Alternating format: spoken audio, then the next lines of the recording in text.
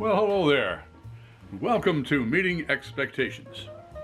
What I do here is every afternoon around 2:30, I kick back, I grab a can of beer, a bottle of beer, sometimes a wine or a spirit might drop by, and I take the time to read the label. Everything on the label. I take the time to take a look at the artwork, see what they're trying to sell me, crack it open, and see if it meets expectations.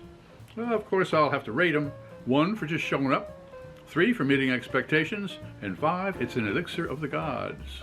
But first things, all beer should be served at the correct temperature. Lagers say 34 to 40 degrees, something along that line. Lagers between 50 and 55 degrees Fahrenheit. I always have a thermometer, take the temperature of all of the things that we sample. Also, glassware. We always use the same glassware for all of the tastings. That way nobody has a leg up when it comes to clarity or aromatics. All right, what do we got today? Today, from the local beer emporium, we have Sapporo Reserve Beer, crafted with select barley malt and hops to create a full-bodied lager. This is truly special. Okay, it says it's an all-malt beer. That's a good thing. Okay, Sapporo Reserve Beer. The government warning: I should not be a pregnant woman operating heavy machinery. 22 fluid ounces, 5% alcohol by volume.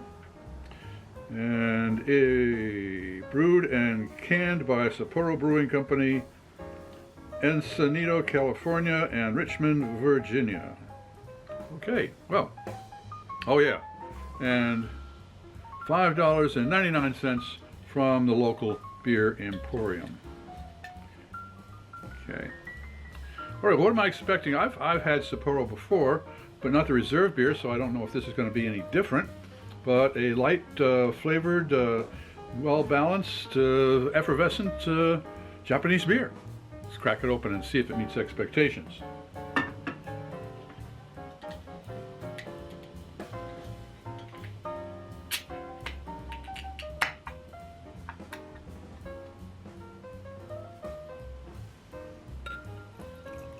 Well, it looks the part, that's for sure.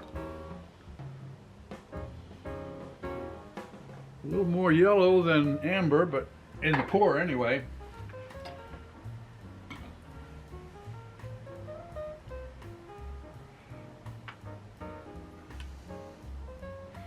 And we're coming in at a 49 degrees Fahrenheit, so it's just a smidge more warmer than ideal, but that just means that it might bring out some of the extra esters in the aromatics and the flavors in the beer itself. All right, well, it looks a little amber for a Sapporo lager, you know, but that's not a bad thing. It maybe is more of a rich. So my mind is already saying this is going to be a rich flavored beer. All right, I don't know how to say cheers in Japanese, but cheers.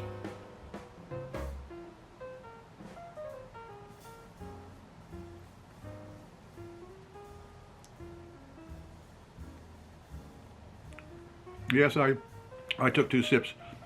It's 2 in the afternoon. My taste buds are on siesta. They have to be woke. They're woke now. Let's go in for a dose dive. Whoa, yeah. That's walking past a bakery type of yeasty aroma. Oh boy, that's got a great aroma to it. Let's see if the taste buds agree with that.